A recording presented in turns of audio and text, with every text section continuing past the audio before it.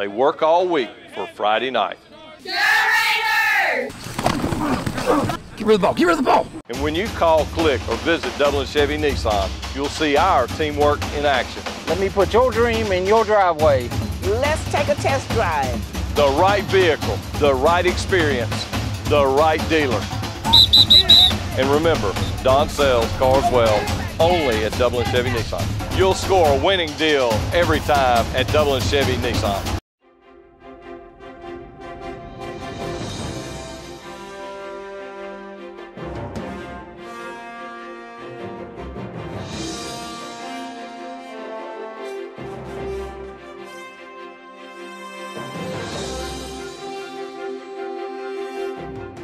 Welcome to our City Council candidates, and we are going to start the night out with a 1-minute opening statement. We will close in reverse order. So with that, I would like to introduce to you first speaking will be Mr. Albert Brown, followed by Mr. Brandon Chain, followed by Ms. Tess Godfrey, and then Sarah Colby, and then Mr. Richard Mascaro. Mr. Brown, the floor is yours. You have 1 minute. My name is Albert Brown. Everybody officially knows me as Rat. I was born and raised right here in the city of Dublin. I graduated from Dublin High School. I'm married to the great Tammy Thomas Brown. And my greatest accomplishment, I have 2 kids. My son's Chandler Brown and my daughter's Audrey Brown. I did 10 years in the Department of Corrections, and upon doing those 10 years, I also started going to school at Georgia Aviation College, and once I graduated, I obtained a job at the Warner Robins Air Force Base, and I've been there now 15 years, and just want to see the city grow. Thank you. Ms. Chain? Mr. Chain? All right. My name is Brandon Chain. I'm seeking my first term as city councilman. I've lived in Dublin, Georgia my whole life. I'm the proud son of Brenda and Tony Chain, who have also lived in Dublin, Georgia their whole life and are business owners in the community. I'm a father, brother, uncle, and friend to many of Dublin's city constituents. I was born in June 1994. I'm a 2012 honor graduate from Dublin High School. I graduated in 2017 from Georgia State University in Atlanta, Georgia with a Bachelor in Psychology, majoring in psychology. I started my work career as a 12 years old as a DJ. Like my parents, I'm also a business owner, and I became a business owner in the year 2006. I'm a co-owner of CSI Behavioral with my sister, Angela Hines. That's where I use my degree in mentoring and counseling at-risk children and children with behavioral issues. I also do a host of services ranging from transportation, landscaping, media device programming, and I'm also even a bus driver for Dublin City Schools. I'm very proud to call my home Dublin for the last 27 years. Thank you. Ms. Tess Godfrey? Good afternoon. My name is Tess Godfrey. I'm born and bred Dublin, Georgia. Graduated in 1986, left and went to Atlanta, Georgia. Attended college at Clark, Atlanta University. I did most of my career in healthcare and still in healthcare. Did 9 years of banking at Bank of America, and I am running for the first time for City Council at large. I decided once I moved back home that I wanted to do something in the community that would have an impact. So here I am, and I'm looking forward to running this race and winning. You could vote for 3 people out of the 5, so I'm asking that one of those votes would be for me.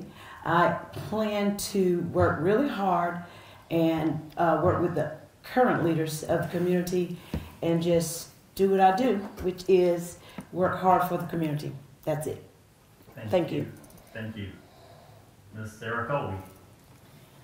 Good evening. My name is Sarah Colby. You pronounce it Colby. I'm going to keep correcting people in Dublin until they pronounce it correctly.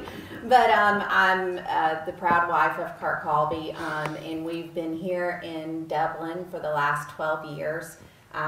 We've been married 24 years, and the majority of that time I've stayed home with our 4 children. I've educated them at home and had the joy and privilege of being able to pour into their lives. I received my real estate license way back when my daughter was first born 20 years ago, and never practiced because I was too busy taking care of my children and serving in multiple nonprofits and in my church.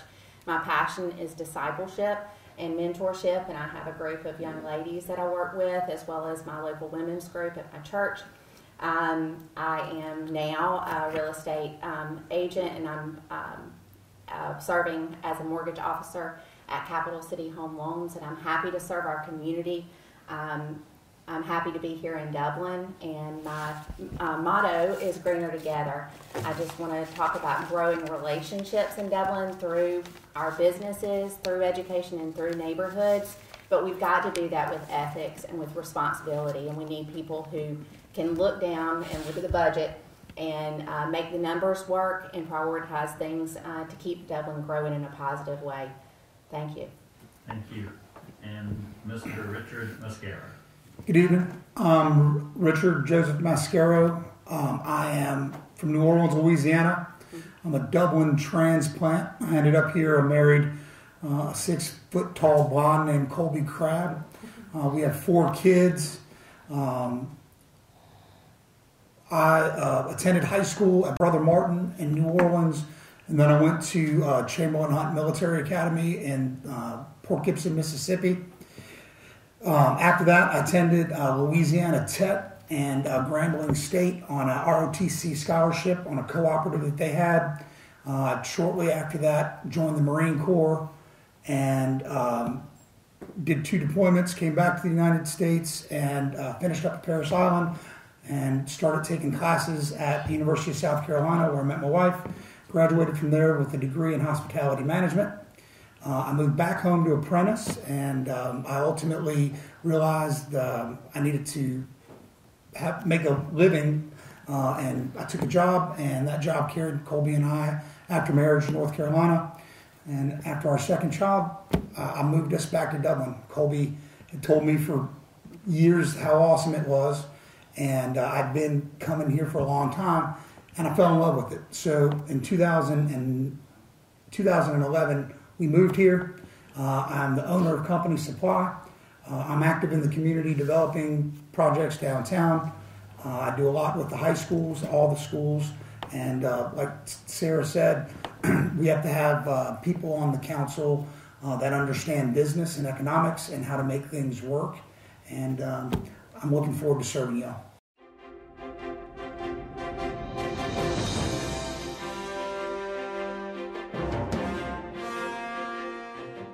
Hi, I'm Dr. Dustin Gay. I'm a local orthopedic surgeon with Houston Clinic Orthopedics, and we'd really like to invite everybody to come out to our new office facility to take a look at it. It's a larger space with physical therapy, and we're just excited to have it, and we'd love for people to come out and visit us.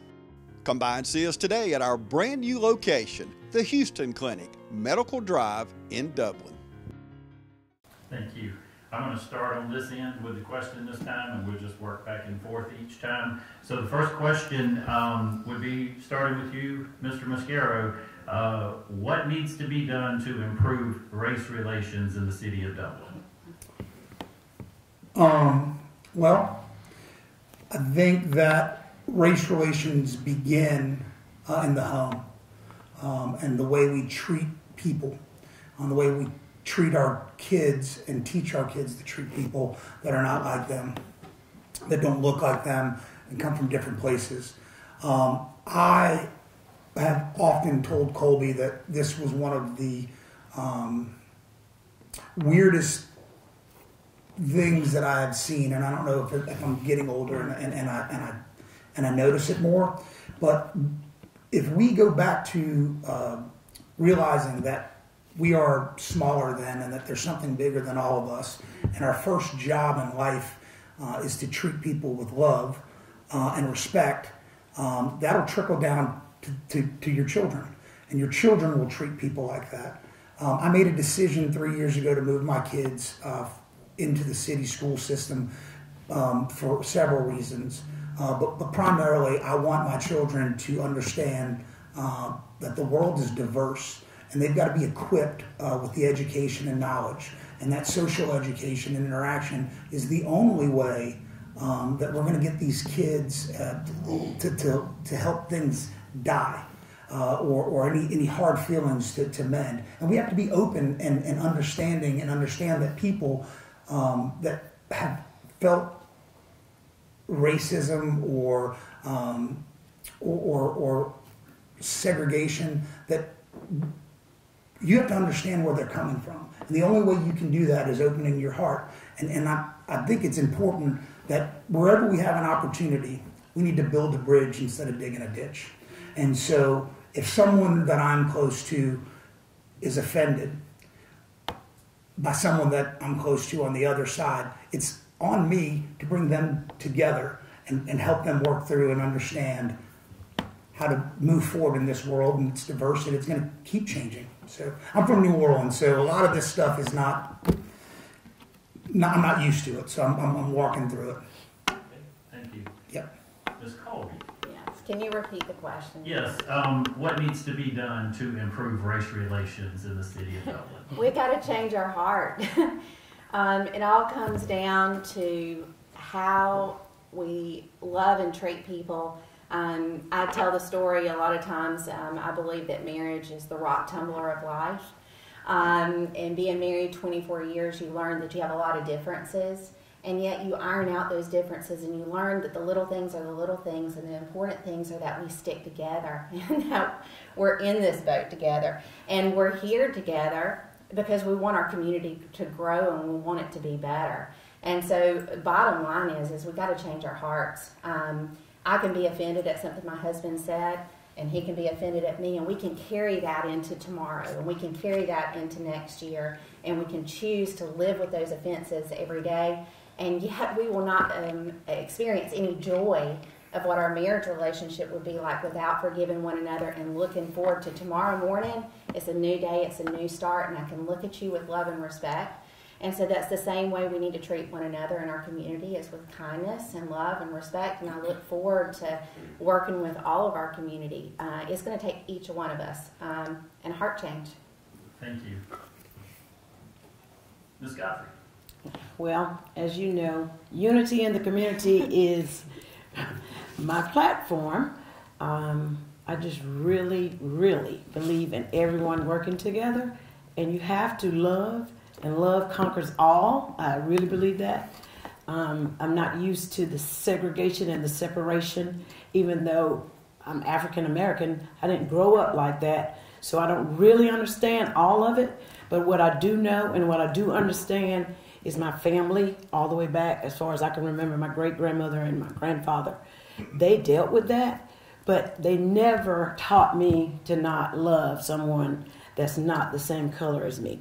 So I just think we need to work on ourselves, look in our hearts, pray to God, and ask for understanding and wisdom, because we all have to live on this earth together, and there's no separation or segregation in heaven.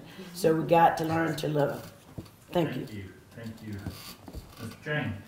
I believe the media has a lot of push on things that's going on in our community, because a lot of things that are being reacted to in our community are based off things in other states, other cities that don't even apply to us. But like Black Lives Matter movement, it didn't happen here, but now all of a sudden everybody's separated based on something that didn't even happen here. Maybe they've seen it before, but it didn't happen here. We can keep it that way. With the way when I was in school, we were a family in my class. My class that graduated with us, we was a family. Black, white, it didn't matter. Kids now, they're watching what's on the media. They get their news from the media, from social media or something like that. We all know fake news exists. So therefore, if we keep kids off the media and keep our adults from pushing kids towards the media, maybe we can have a better city in Dublin. Thank you. Mr. Brown? Can you read your question? Yeah, what needs to be done to improve race relations in the city of Dublin? I personally think it starts at the home when we were kids with our parents. Like my mom and dad taught me, love everybody regardless of what. And when you go to church, love thy neighbor like I love thyself. So that's the way we was taught to love everybody. We didn't get taught color. you love a person as a person of their heart and how you see them. So I think the only thing we can do is, like I said, like some of the stuff they said, go back to the basics. It starts in the home with the kids, and you got to love one another. You got to learn to accept, like she said, accept things and move on. I mean, like I said, the media does have a lot to play with it, but you got to start at the house and at the home with the kids. Teach them to love one another regardless of what. Thank you. The next question, I'm going to start with you, Mr. Brown. Dublin is set to receive $6 million in government funding, $3 million of which has already been received. However, we've got to wait on further direction on how that money could be spent, but how would you like to see that money spent?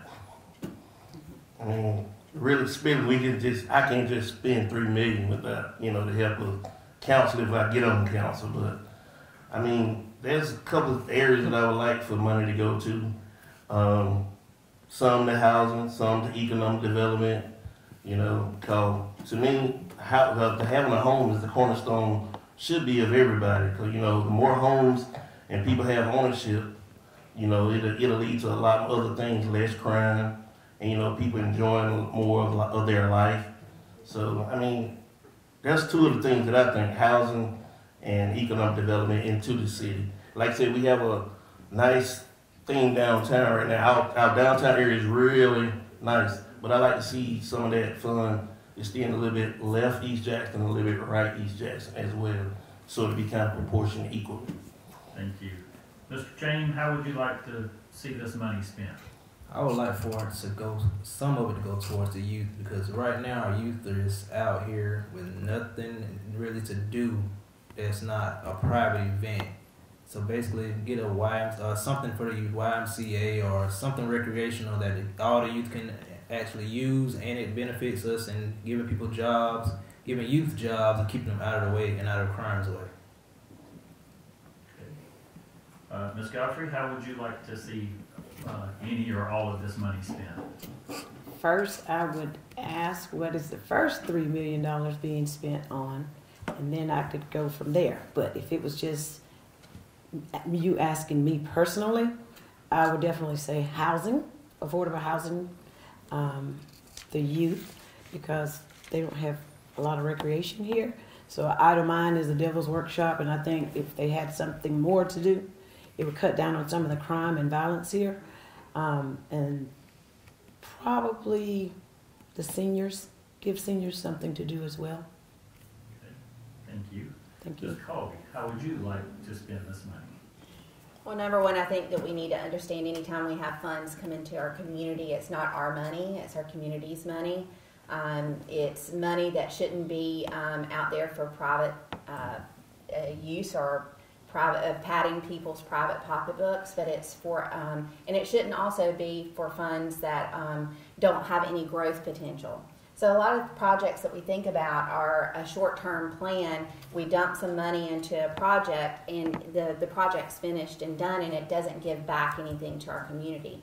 So we need to think about projects and brainstorm those ideas with our citizens and say, how do you see a project that would actually grow our community? So for example, the downtown development projects, the money that went in there actually brought money back to Dublin, right? So you got an investment for your money. So think about when you put money in the bank and you got 0% interest. That's what happens a lot of time with our budgetary, our spending. We dump money in somewhere and we get nothing back from it.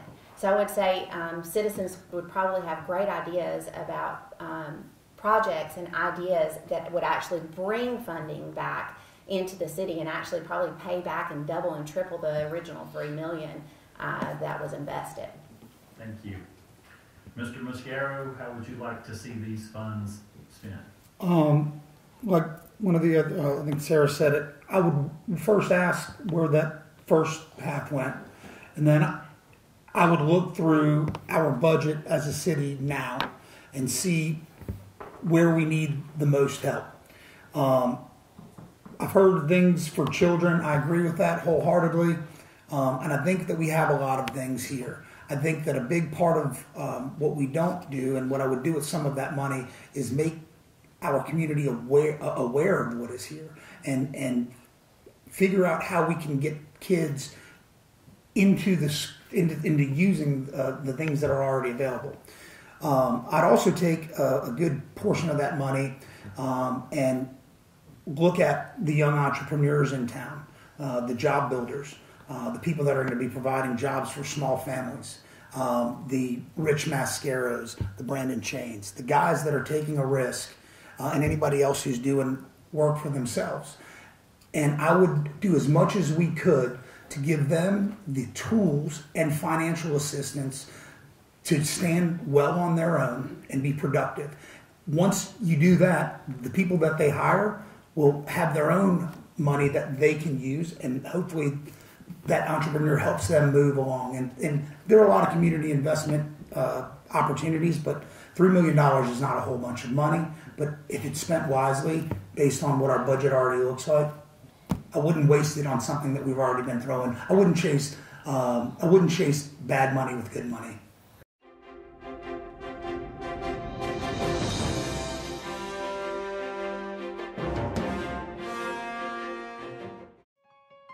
The City of Dublin Natural Gas provides the most cost-efficient source of energy available today. So for your home, choose the most natural resource. Safe, clean, efficient.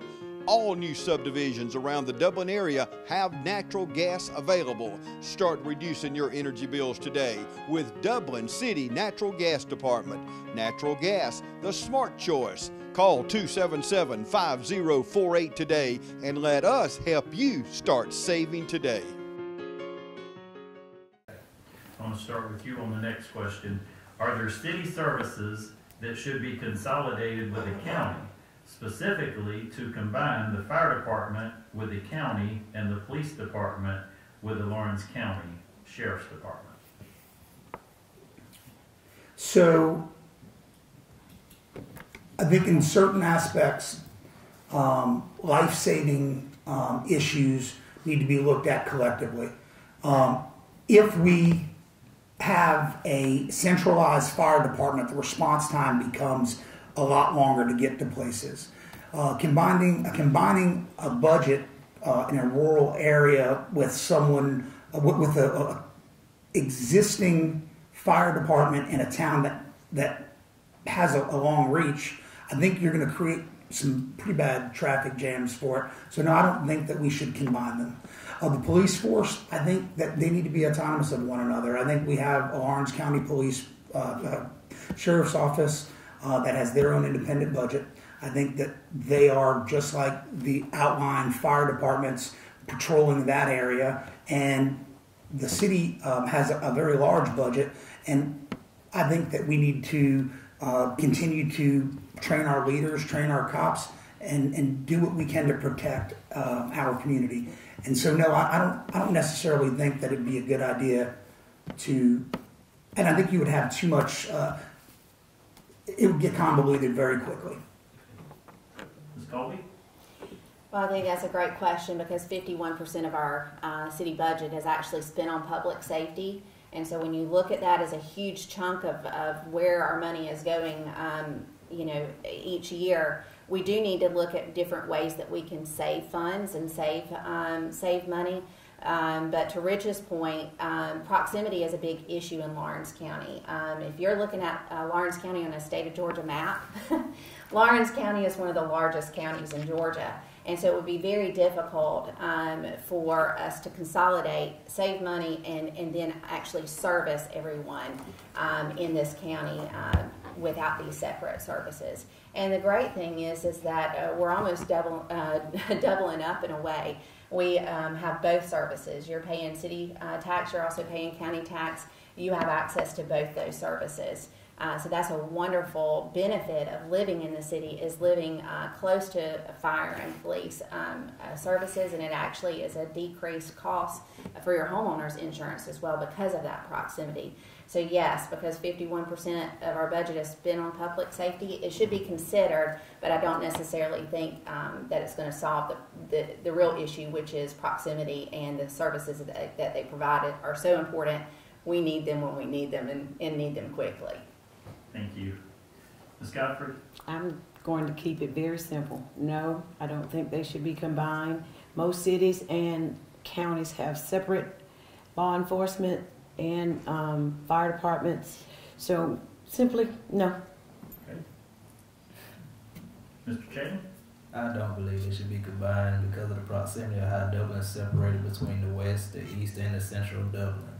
It'll be hard to bring all of that together and service everybody at the same time. So if you bring it all central, then people on the outskirts will be left behind in some kind of way, I believe. Mr. Brown? I'm gonna say no. It's because like when I was growing up, it was more people inside the city than there were in the county.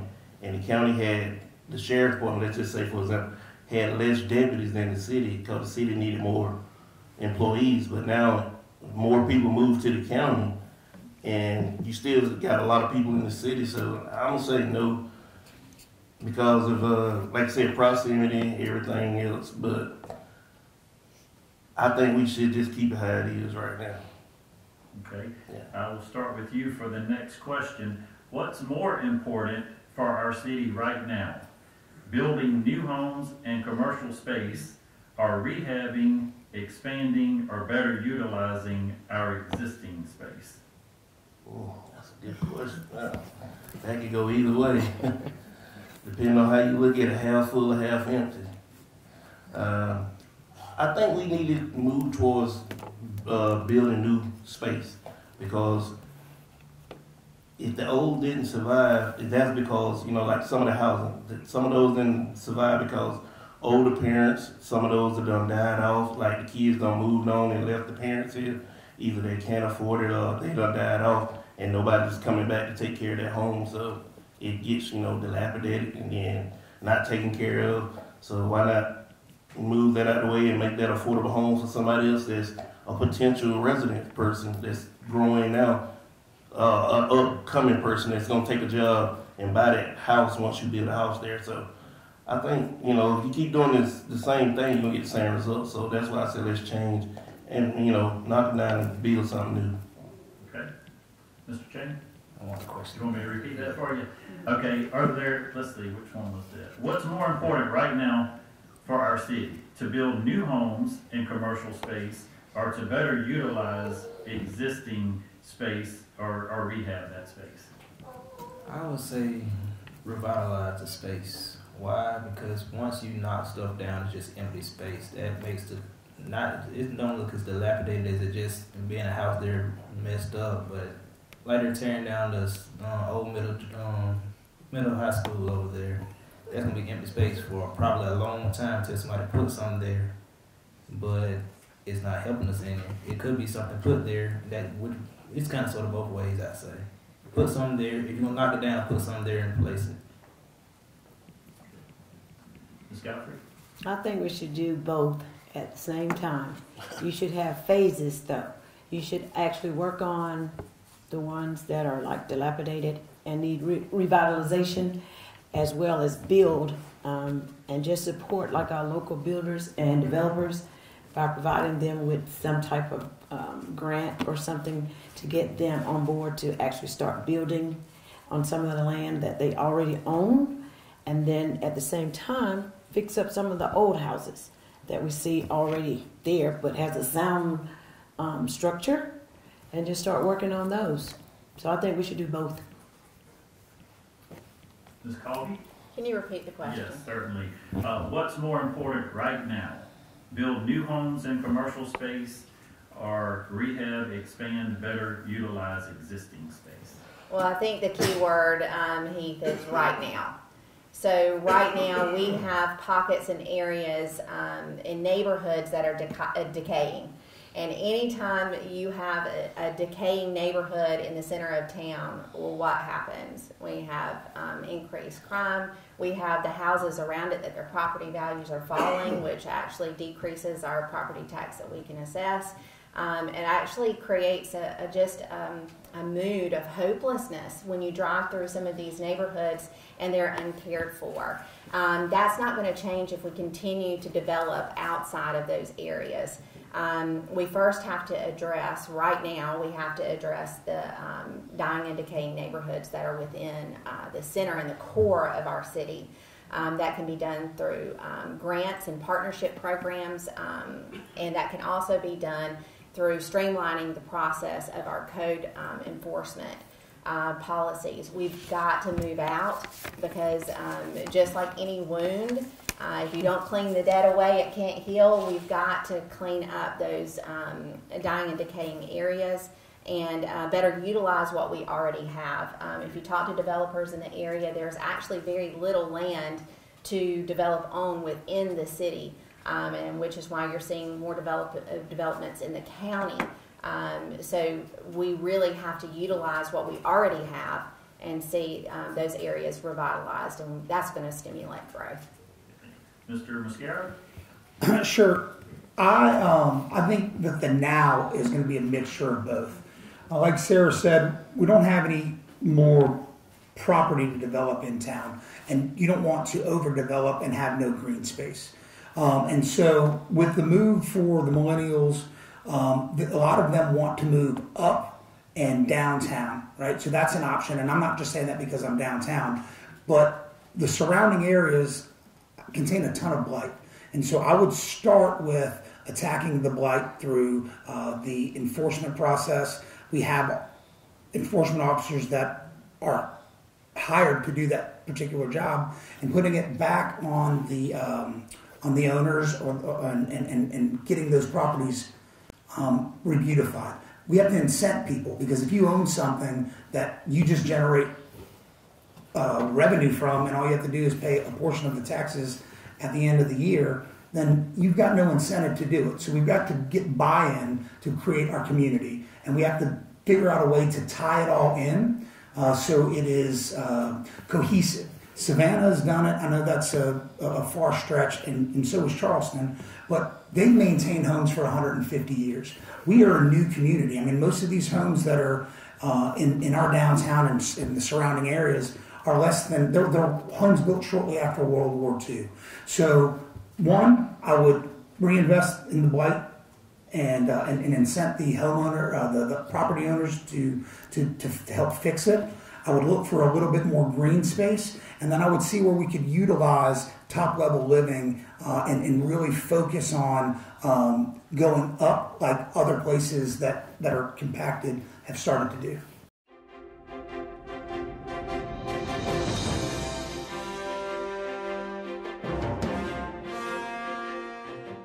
It's nothing personal.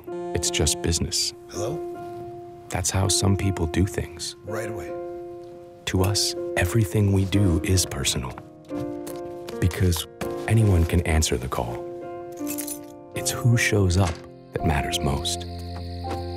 That's the quality of your independent agent and the company that stands behind them. Ask Curry Maffett Insurance in Dublin if auto owners make sense for you. Okay, and that's a really great lead-in to our next question, so I'm going to start with you on this question. Discuss your views and opinion on annexation. Is this urgent, somewhat urgent, not at all urgent, and why? So here's the thing that we didn't address before. Rehabilitating a property, you won't have the impact fees that you will with a new development. So the city has to maintain the existing infrastructure there, and they're not going to make any money off of it. Annexation would be a way to bring more revenue into the county. I sit on the Lawrence County Board of Assessors, and if you were to annex, yes, you would raise your tax digest, but I don't know that people fully understand how that works. And so before I made a commitment to that at any level, I would not waste any time in finding someone to make us to actually do the study and for once take the information and use it in a plausible scenario and make a good decision as a council. Because people don't understand that if you do annex them and you have local fire and EMS, that your insurance goes down. The homeowner has to figure out whether that difference is worth it, and we do as people that are elected to protect them. So I wouldn't be willing to say I'm for annexation or not until I have a full picture. And luckily enough, we are going to there will be a revow here shortly on our county, and I know that it's coming. You have to do it, and we'll have a better picture of what's really going on. Ms. Colby? Well, I agree with Rich. Annexation comes with a cost, so we have to just carefully consider those costs. We do increase tax revenue, but is that tax revenue going to offset the cost of then expanding sanitation, sewage, gas, and water services to those areas that we annex?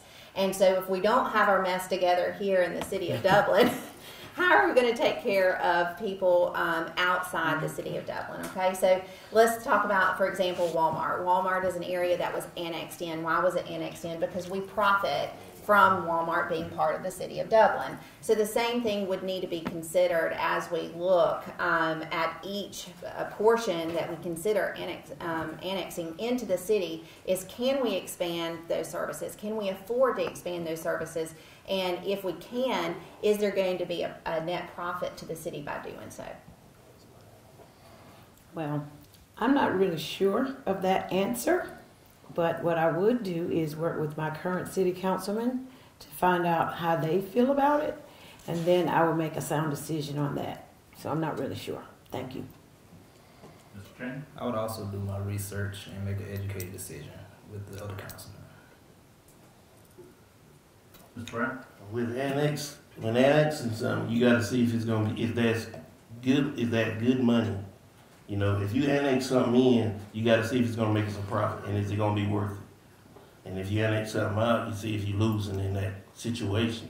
So, like you said, you got to think about it before you do it. So that's how I feel about it.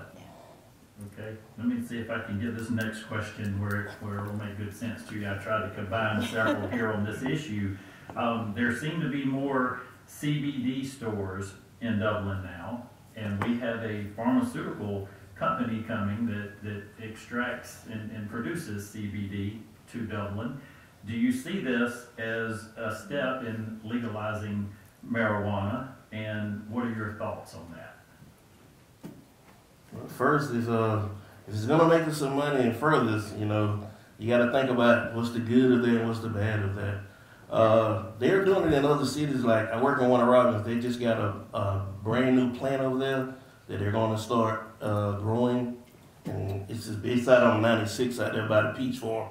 Some people are mad about it, but you got to think about the revenue that it will generate for the city. And then along with that, you got to come along with if folks gonna start stealing and stuff like that. But I think it's a good thing because you got to think about all the good aspects that the CBD oil helps. It helps with seizures, glaucoma, and all the other good things that it does, and also what the bad side effects of what it does to people too as well. But I think it'd be a good thing. Like I said, they moved in for a reason, and then the state gonna eventually have to answer the question: are we gonna legalize marijuana or not? And then that goes into what about the people that you locked up for the marijuana? So it's one of the things they got to take consideration. Our better heads got to prevail on that. But I think I'm in agreement with it. It's going to generate some good revenue for the city, as well as jobs. Okay. Mr. Chang? The question one more time. So the question is, CBD stores are opening in Dublin. There's a facility now that will produce that. It'll be a pharmaceutical. And let me be clear to say on that, because of my role with the chamber, they're not going to sell marijuana off the back dock of a warehouse or anything. This will be regulated, I'm sure, strictly by the government. But in light of the growth of that industry, could that lead to the legalization of marijuana? And so what are your thoughts on all of this? I believe legalization of marijuana would be not necessarily a good thing, but it also going to be a problem, like you said, about the people that you locked up for. It might cancel the black market some, which is going to cause us to have less crime, and it's going to be less people getting locked up for marijuana with that being here, just because it's not being looked for as far as just in the black market. It'd be a job, a thing, but something for people to do the work They bring revenue to the community, and that's what we need. We need more jobs, higher paying jobs. So I believe that'll be a good thing for the community. Okay. Ms. Godfrey? I think it's a good thing. I think it would bring lots of jobs to Dublin. I think it would show that Dublin is moving progressively forward. So many cities are doing it now. I don't see it really legalizing marijuana, but I think it would be great for Dublin to have that plant. It would give a lot of jobs, and a lot of revenue would be brought to Dublin. Ms. Colby? I don't fully understand the science, but I do know that CBD and marijuana are two very different things. So CBD is not the drug. And so, expansion of using CBD or a plant that extracts that and employs our citizens, I think that's a wonderful thing. Legalizing marijuana is a whole different topic, and that's for the state and for our nation to decide. But CBD is what I understand harmless, and it's creating jobs in our community. And Mr. Mascaro? So I'm for it. Marijuana has been, by and large, decriminalized. It is. I know we're talking about CBD, but there's an idea that they are connected. So the CBD is a cannabinoid. It's an extracted oil. I have a little bit to do with the company that is one of the distillers of it in our state. It is a $2 billion industry. And that's huge. Furthermore, I think that people, whether we legalize it and accept this, have a choice whether or not they use it, and we have to leave that up to them. I don't think that bringing it to town would be a bad thing at any level, and a positive from it is that all of these stores that are in these dark alleys that are selling Chinese imported CBD and like fake drugs, they'll get regulated more, and it's causing a lot of issues. And so the more we regulate a controlled substance through distilleries or however they decide to do it, there's more oversight, and it will make it less of a a problem for so to speak innocent people to be involved in it. And I think the CBD plant being here would probably bring some secondary and tertiary industries with it. So it's bigger than just the one CBD plant. I think it would create some other industries that parlay with it very well.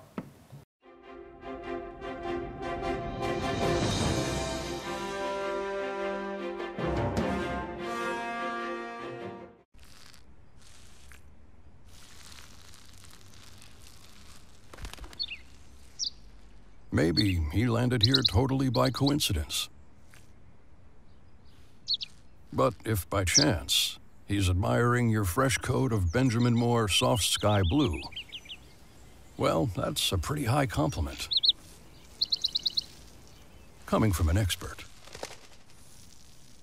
Quality products and installation since 1985. That's 4 Seasons. Okay, I'll start with you on the next question. The city of Dublin really needs a fill in the blank.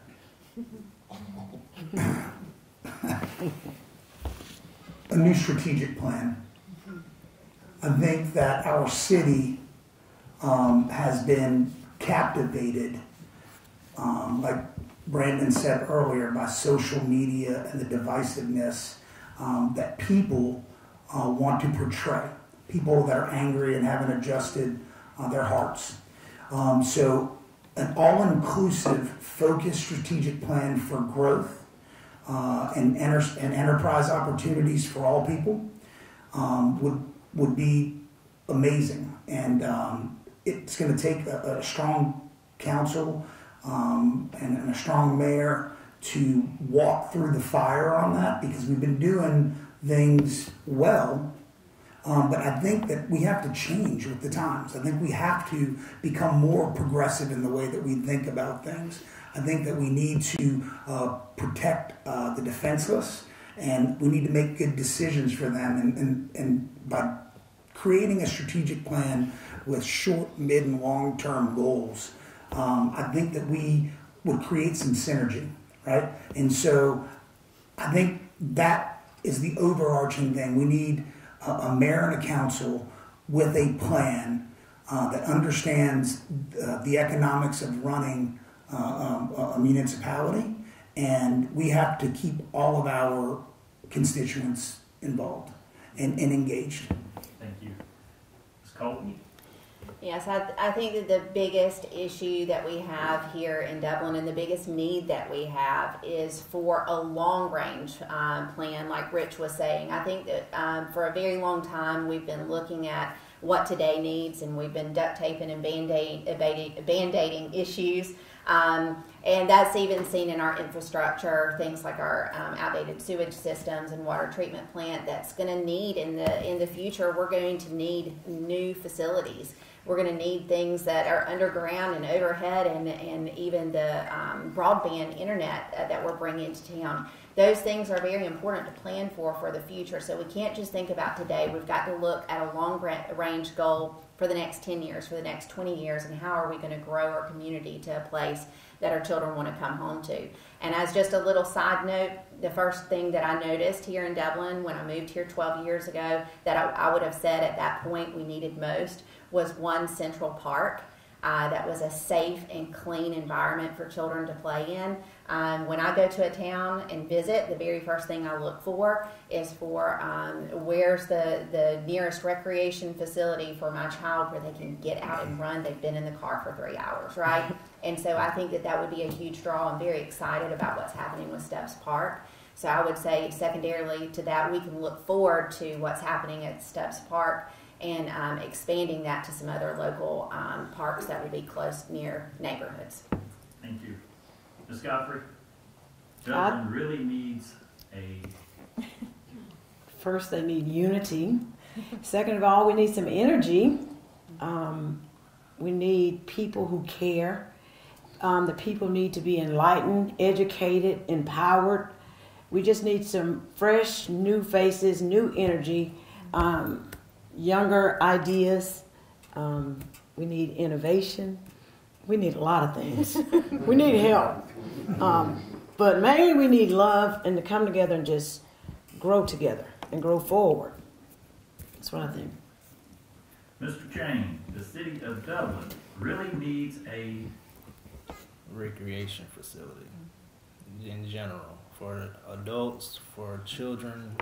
We have it to a certain extent, but we don't have it to a certain extent because a lot of things, like I said, end up in the private sector. You in with a certain group. If you're not in that group, you don't know what's going on. Some people like baseball. They go to Southern Pines for this big event that a lot of people don't even know a thing about. So I would say, like Rick said, better knowing what we have here and actually use it. And Mr. Brown, the city of Dublin really needs a plan to keep growing in the future right now. Like they said, we got a little bit of separation that I think that we can come together on more, and it's a chance, a few of these folks, make city council, we can get on there and change some things and see us bring some, like she said, new ideas, new eyes to situations, and just change a few things and move everything, move Dublin to where it's going to be in the 20th century and where it's just not just a pit stop but a destination to come visit, you know what I'm saying? All right, and that's going to conclude our time, so we're going to come back to the end over here and start with closing statements. If you would, please try to stay to 1 minute. We'll start with you, Mr. Mascara. I got you on time. So first and foremost, I'd probably get killed, strangled by a campaign manager, but we have a good group of people sitting up here. And we all hung out. Brandon wasn't there the other night because he was probably working job 26 of the day. We were just in the park at the plaza down there. And one thing that we have to realize is this. Everybody is sitting up here because we care. And I'm confident in my ability. I think I've proven myself to my community. And I think that there are some folks on this council, or all these folks on this council, in this council candidacy, would do a very fine job. What I will tell you is this, and we spoke about it the other night. We have all jihad pretty well, and so we have to, whoever gets elected, continue to move forward by putting the people that don't get elected into positions that they can be effective and affect our community and the outcome that we want. So you guys, the public has a huge decision to make, and it's up to them. And hopefully, no offense to Rat stealing my shirt again, I hope it's me. Thank you. Sarah Colby. Thank you. I'm just so pleased to be here and feel so blessed to be a part of this community. We've been here for 12 years, and yet this is my home. This is my hometown. I grew up in a little town called Glenville, Georgia, in Tattnall County that's shrinking by the day. And when I look at Dublin and I see the vibrant growth that's happening in the neighborhoods and downtown, and the attitudes that we have towards one another, the care and concern that we have, it just brings such joy. And I'm so blessed to be a part of this community. I would be honored to serve you as on City Council, serving you as an at-large position. And I think it's very important that we talk about the fact that as an at-large candidate, you would be representing the entire city. This is not a ward candidate position. I'm not representing just my neighborhood or a little slice out of Dublin, but I would be here to represent the city of Dublin as a whole, and I would greatly appreciate it if you would consider me as one of your 3 votes. Ms. Godfrey? I would like to say that if I'm elected, you can count on me to continue to do the things that I always do when I'm here at home in Dublin. I ride around, I talk to people in the communities just to find out what they need, what needs to change, and I would do the work. You wouldn't see me just when I'm running for something, but you would see me all the time. Win, lose, or draw, I'm still going to be Tess. I'm still going to help people out, and I ask that whomever you decide, because you can't pick 3, just hoping one is me. But I like all of these good people up here. But I would love it if you would just vote for me and just know that I'm going to run and I'm going to do the right thing. I'm going to work with integrity, and I'm going to work hard regardless if I win or lose. So think about that. Thank you. Thank you. Mr. James? I'm young, I'm energetic. I have many ideals for Dublin in general, but I want to end by asking my constituents a couple of questions. Do you want a city councilman with the curiosity to ask questions and patience to hear all your perspectives? Do you want a city councilman with the work ethics to do the homework necessary to make informed and reasonable decisions? Do you want a city councilman that is able to work and communicate with other councilmen as well as other government officials to keep Dublin growing in the future? If your answer is yes, you will go out and vote for Brandon Chang. I want to be part of a city council that's always looking ahead, and I want to be part of a city council that will work together for the betterment of the community. I want to be a part of a city council that can resolve not just today's problem, but also can plan for a brighter future. To do this, I need your vote. Please vote Brandon Chang for your future councilman. Thank you. Mr. Brown? Just want to say, I don't know if I'm the most qualified for this position, but I know I'm the most passionate for this position because Dublin has made me the man I am today, and I love this great city that I've grown up in, and it has reared me. And it started way back from going to First African Baptist Church when I was a little bitty boy to still going to First African Baptist to right now. But I just want to make sure the city understands, like she said, I enjoyed all 3 of these people. It was a good candidate race, and hanging out with Rich taught me a lot of things about Rich. good guy. But like I said, really handsome. We had a good time the other night, but I learned a lot from him the other night. And this city, I just think we can keep city going, like he said. Even if I don't get elected, I still want to keep my passion going of working for some part of the city doing something. So I just want the city to know, if you want to see a great candidate do everything that's for the community, vote for Albert Brown.